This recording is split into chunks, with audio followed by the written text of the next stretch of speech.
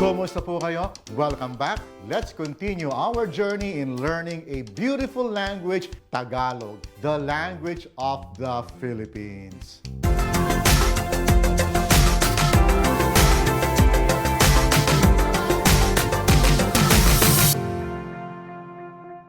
We are continuing our discussion on the Tagalog demonstrative pronouns. If you have seen the last two videos, we have talked about what demonstrative pronouns in Tagalog are all about.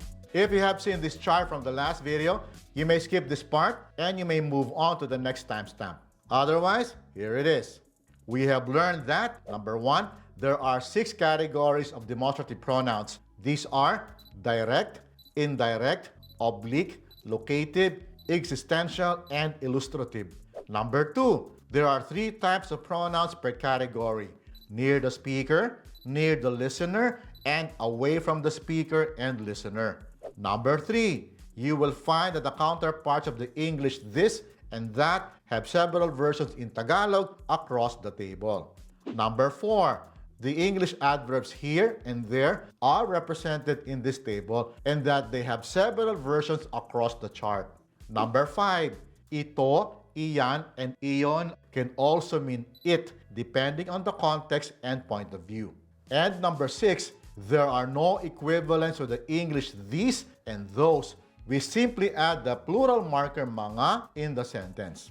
And in the last video, we started a discussion on the direct demonstrative pronouns, ito, iyan, and iyon.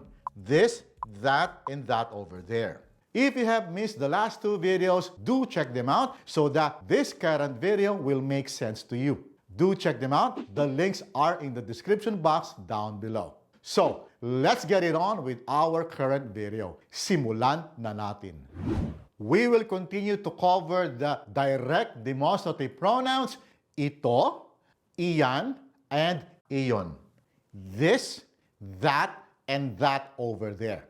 We will use them in simple sentences using simple sentence patterns that I hope can provide you with the foundation to form your own Tagalog sentences using ito, iyan, and iyon. Here goes. In this scene, the speaker and the listener are close to each other. Let's go. Ano ito? What is this? Ito ay libro. Because Tagalog is flexible, we can flip the word order into libro ito. This is a book. Kanino ito? Whose is this? Ito ay kay Marie. Kay Marie ito. This belongs to Marie. This is Marie's. We use the oblique marker kay to indicate possession. It means belongs to. Cool? Moving on. Kaninong libro ito? Whose book is this? Ang librong ito ay kay Marie. This book is Marie's. Please note that we add the ligature ng to kanino and libro to connect them to the words that come after them. It is the ligature ng because kanino and libro end in vowels. Got it? Moving on. Ito ba ay libro ni Marie? Literally, is this the book of Marie? Or is this Marie's book? Oo, ito ay libro ni Marie. Yes, this is the book of Marie. Yes, this is Marie's book.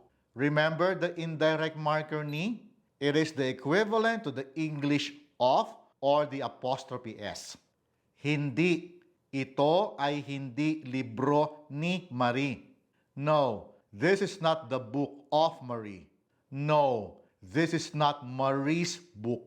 So, kumusta? Hindi naman mahirap, di ba? It's not too hard, right? I hope you'll start to get the hang of it. Let's have some more examples using the same sentence patterns. But before that, please be sure that you are subscribed if you're still not by clicking on the subscribe button and the bell notification button so you'll be updated of new videos. Alright? Now, on to our next examples. Ano ito? What is this? Iyan ay lapis. Lapis iyan. That is a pencil.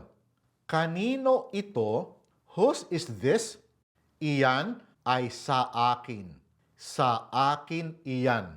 That belongs to me. Or, that is mine.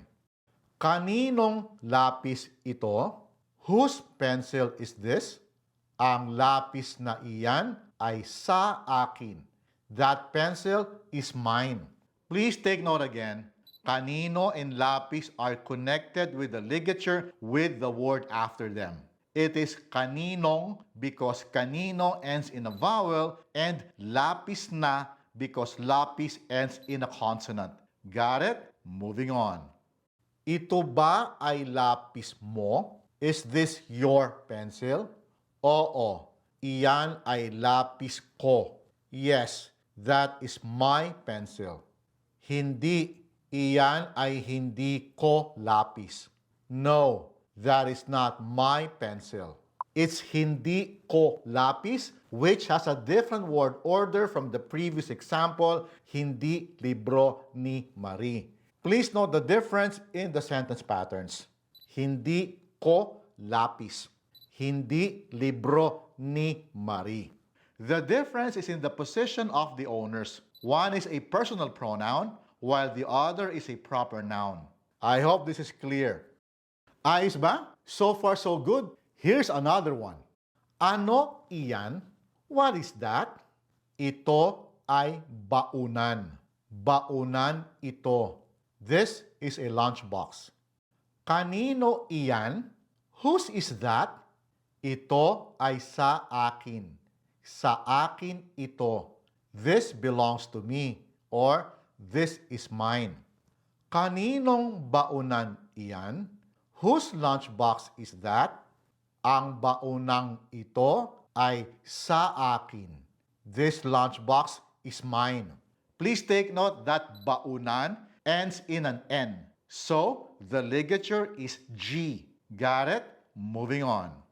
Iyan ba ay baunan mo? Is that your lunchbox? Oo. Ito ay baunan ko. Yes, this is my lunchbox. Hindi, ito ay hindi ko baunan. No, this is not my lunchbox. I hope you're getting the hang of it. And if you're learning something new so far, please make sure that you click on the like button because that will help this video and this channel to be recommended to more people, thus helping this channel grow. All right? Now, let's have some more sets. Ano iyon? What is that over there? Iyon ay maleta. Maleta iyon. That over there is a luggage. Kanino iyon? Whose is that over there? Iyon ay kay Peter. Kay Peter iyon. That over there belongs to Peter. That over there is Peter's. Kaninong maleta iyon? Whose luggage is that over there? Ang maletang iyon ay kay Peter. That luggage over there is Peter's. Iyon ba ay maleta ni Peter? Literally, is that over there the luggage of Peter? Or is that over there Peter's luggage? Oo, iyon ay maleta ni Peter. Yes, that over there is the luggage of Peter. Yes, that over there is Peter's luggage. Hindi, iyon ay hindi maleta ni Peter. No, that over there is not the luggage of Peter. No, that over there is not Peter's luggage. So, how did you feel about our examples? There are some syntactic details that I have already talked about in past videos, like personal pronouns, ligatures, etc. I encourage you to check them out again and go over my playlist and check out or review those videos on personal pronouns. I'd also provide the link of the video lessons on ligature. That's about it for now, but our lesson on the direct demonstrative pronoun isn't done yet. There are still some more to ito, iyan, and iyon that I will be discussing in the next video. So, please be sure to catch that. I will see you then. Maraming salamat po at hanggang sa susunod.